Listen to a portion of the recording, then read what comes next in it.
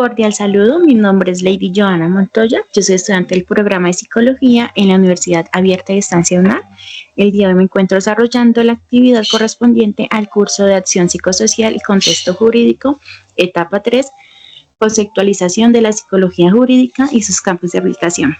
El día de hoy me encuentro con la psicóloga Rubí Mujica, quien muy amablemente me está cediendo este espacio para poder desarrollar el trabajo. Rubí, muchas gracias por este espacio, bienvenida. Muchas gracias. Para aclarar, mi nombre es Rubelis, pasa que en mi book nombre, pero bueno. Okay. Gracias, qué pena contigo. Rubí, antes de iniciar con la entrevista, yo tengo que preguntarte si yo tengo tu consentimiento informado, pues para poder avanzar. Sí, puesto. Gracias. Rubí, te comento un poco. El objetivo de la entrevista es comprender la práctica profesional en psicología jurídica, así como los desafíos y también las experiencias en la integración de acciones psicosociales dentro de lo que son los contextos legales, reconociendo el rol del psicólogo en procesos judiciales, intervención en casos de violencia y pues también el trabajo en comunidades en el marco de la protección de lo que son los derechos y también por medio que se hace por medio de esta entrevista estructurada. Entonces, ¿me podrías, por favor, confirmar el cargo, la función y la institución donde te encuentras laborando en este momento? Yo soy psicóloga en la Comisión Nacional de Justicia de Género del Poder Judicial en el Tribunal Supremo de Justicia en Venezuela, Estado Carabobo. El rol básicamente es evaluar a las víctimas, hacer informes, incluso también al victimario, explorar un poco y realizar el debido informe para el debido judicial, para el debido peritaje. No es como que lo hagamos del todo como psicólogos forenses, porque es una institución que es decisiva en vez de exploratoria. ¿Qué quiere decir esto? Ok, la persona va para fiscalía, o bien va a hacer su denuncia a la policía, existe alguna injusticia, esta persona, este ente, va manda el caso para la fiscalía manda hacer sus pruebas, o sea, manda hacer las pruebas necesarias para después llevar un proceso acá en el tribunal. ¿Ok? Ok. Rubí, ¿cómo comenzó su carrera en este campo? ¿Puede contarnos, por favor, sobre la formación que tuvo para poder ejercer en psicología jurídica? Ok. Mi formación no fue mucha, todavía sigo formándome constantemente. Yo comencé en este mundo ya cuando estaba en mis pasantías, que yo estuve haciendo desde pasantías hasta voluntariado en el Consejo de Protección del Niño, Niña y Adolescente, igualmente aquí en Carabobo. Estuve allí por 2 años, estuve formándome con respecto a lo que es la evaluación y la atención psicológica al niño, niña y adolescente, que es en su mayoría lo que yo veo en el tribunal. Y pues también con la experiencia y también con formaciones adicionales, también con acompañamiento de otros colegas, he sabido cómo gestionar y también cómo entender lo que es el trato hacia las víctimas de violencia o bien poblaciones muy vulnerables. Antes de entrar, estuve trabajando también en un hospital ya casi 3 años allí. Allí trabajé con personas con cáncer, allí también he formalizado como ciertas denuncias, he visto un montón de injusticias por allí. En cuanto a lo que hablamos de violencia, resultados de la misma, e incluso entre el mismo personal. Pero en fin, eso ya es otro tema también. Ok, Rubí, gracias. Mira, ¿cuál ha sido de pronto la experiencia más significativa que has tenido trabajando en este campo? Experiencia significativa, llevo apenas meses trabajando en este campo. así como dentro de un tribunal. Por ende, es interesante conocer lo que pasa después de que yo emito informes que van justamente para la fiscalía, que aportan para la evaluación de la persona que ha sido víctima. Pero por lo que llevo en mi poquita experiencia, es acerca de explorar el mundo o bien explorar el qué ha sucedido con el victimario, ver como que ese otro lado de la moneda, ¿no? Ver cómo es el lado de la moneda y también el ver el funcionamiento de lo que es el sistema judicial.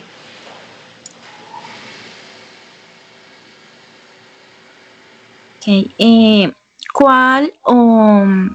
¿Cuáles han sido los campos de la psicología jurídica en el que se desempeña actualmente? ¿Cómo? ¿Cuál es el campo o los campos de la psicología jurídica en el que te estás desempeñando actualmente? El campo de la psicología jurídica. Cónchale, ¿cómo se diría la evaluación hacia las víctimas? Ok. ¿Puede compartir un caso donde su intervención haya tenido de pronto un impacto importante en el contexto jurídico? ¿Conmigo? En este contexto, Sí. usar por primera vez la cámara de Gesell. Antes no se utilizaba. A las víctimas que eran menores de 10 años, literal se le hacían las preguntas directamente a ellos, cuando realmente no existía o bien todavía no existe como de cierto modo la mayor sensibilización posible para poder abordar ese tipo de casos.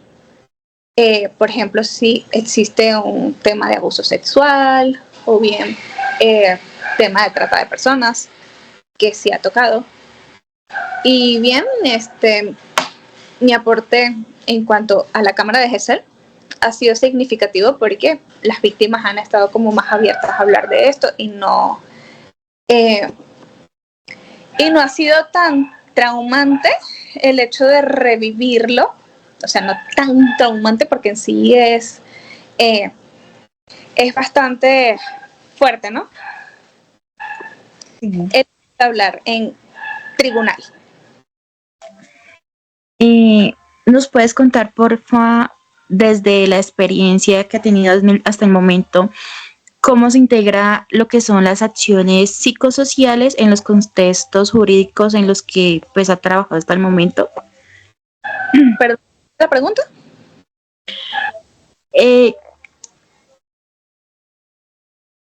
Desde tu experiencia, ¿cómo se puede integrar lo que son las acciones psicosociales en el contexto jurídico? Con acción, ¿a qué te refieres a qué podemos hacer al respecto, además de evaluar, ¿no? O sea, ¿qué es lo que hay posterior a ello? Bueno, normalmente sí, en mi equipo se hacen charlas, charlas informativas, charlas psicoeducativas. También remitimos a algún centro de atención psicológica que sea gratuito para que, o sea, incluso emitimos informes para ver si así de repente se puede como agilizar un poco el tema de lo de las citas, porque si bien sabemos, en Latinoamérica en general, esos sistemas están muy colapsados. Y bien, también damos charlas a los agresores, damos charlas y damos herramientas para que estas personas puedan reflexionar. ¿Cómo maneja lo que es la intervención psicológica en casos que involucran tanto necesidades legales como psicológicas desde el campo en el que se está desenvolviendo en este momento? Ok, en la institución en sí no podemos hacer intervención psicológica, o sea, no podemos llevar a cabo como que una intervención así como lo haríamos en clínica, no, porque un terapeuta no puede ser la misma persona que hace la evaluación de peritaje. Sin embargo, nosotros hacemos contenciones. Bueno, yo soy la única que está en el equipo, la única psicóloga del equipo. Pero Normalmente hacemos contención, hacemos psicoeducación y bien, todo esto hasta que la persona se sienta preparada, por ejemplo, para ir a juicio, para revivir el trauma con los tribunales, que en sí ellos, o sea, los fiscales hacen preguntas de vez en cuando un tanto incómodas y bien, preparamos a la víctima para ello. Para también incluso poner límites en cuanto se transgreda de cierto modo con las preguntas. ¿Cuáles son los principales retos que ha enfrentado al trabajar en la intersección entre lo que es la psicología y el derecho? ¿Cómo ha abordado estos temas? Que existe muy poca, o sea, que tenemos una cultura muy machista. Tenemos una cultura muy machista y muchas veces he visto en momentos que hay personal que culpan a las víctimas de lo que les ha sucedido o bien directamente no les creen o bien no les creen porque X personas le pasó diferente, porque existe, qué sé yo, muchas víctimas, muchos victimarios que realmente son víctimas de que sí, obvio, puede suceder. Sin embargo, no está bien el asumir desde un principio que la víctima miente, por así decirlo. ¿Cómo influye el sistema judicial en las decisiones que toma como profesional psicosocial? ¿Qué tensiones ha encontrado entre entre lo que son los objetivos legales y los psicosociales? Ok. ¿A qué te refieres? ¿Perdón? A cómo lo que son el sistema judicial ha influido en la toma de sus decisiones como profesional y pues teniendo en cuenta que también debe abordar temas psicosociales. Porque nosotros siempre nos vamos a basar en cuanto a la ley, el Código Penal y también en la ley orgánica por el alumna, que es la ley orgánica de protección del niño, niña y adolescente, porque en su mayoría me llegan víctimas menores de edad, y también la ley orgánica sobre el derecho de las mujeres a una vida libre de violencia. Nos basamos en ello. Y en cuanto a las decisiones judiciales, todo va a depender más bien de lo que te pida los fiscales, la fiscalía, qué es exactamente lo que quieren explorar, qué es lo que ha aparecido, por ejemplo, o sea, es decir, nosotros siempre tenemos que estar al tanto de lo que existe en los expedientes, y también en los que existen de nosotros, o sea, debemos llegar a un orden y también a un acuerdo entre todo el equipo para determinar y también llegar como a una conclusión objetiva. Por ejemplo, lo que son en situaciones legales donde hay que equilibrar lo que son las necesidades del sistema judicial con las del individuo o la comunidad, ¿cómo logra mantener la ética profesional? ¿A qué te refieres con eso? Digamos, ¿cómo te mantienes como, o sea, manejas el perfil profesional sin dejar que lo que son digamos, las reglas o las leyes judiciales o los conflictos que tenga, digamos, una víctima y estas influyan en la toma de sus decisiones o cositas así? La cuestión es que yo como psicóloga solo evalúo y pues también veo como que el nivel de riesgo o bien la peligrosidad del agresor, por así decirlo. Más yo no tomo decisiones. En tal caso, la única decisión que pudiera tomar sería, por ejemplo, si esta persona necesita un apoyo externo, como por ejemplo la ayuda de la atención psicológica, por ejemplo, atención psiquiátrica o cosas relacionadas a ello. Sin embargo, no puedo, o sea, no puedo decidir más allá. Quienes deciden son las personas que están como más arriba de mí. Claro, entiendo. En el transcurso de su trabajo, ¿ha enfrentado de pronto algún dilema ético? Y si lo ha enfrentado, ¿cómo dio una solución a esto? Um, Supongo yo que una persona que andaba muy insistente con que quería atención psicológica de mi parte después de ser evaluada para literalmente el peritaje. Eh, no se puede, no se puede, y fue un poco complicado el hacerle entender eso porque ella estaba de un modo muy insistente y al mismo tiempo como que me dijo que la única persona con la que se había abierto era conmigo. La tuve que remitir. Eh, Literalmente no se puede porque pueden echar para atrás cualquier prueba que tú hagas si en caso de que sea tu paciente privado. Porque allí estarías no siendo objetiva. Claro, sí. Eh, Desde su experiencia, ¿cómo puede el trabajo del psicólogo jurídico ayudar a generar cambios sociales positivos, tanto a nivel individual como comunitario? Ok, con la psicoeducación, con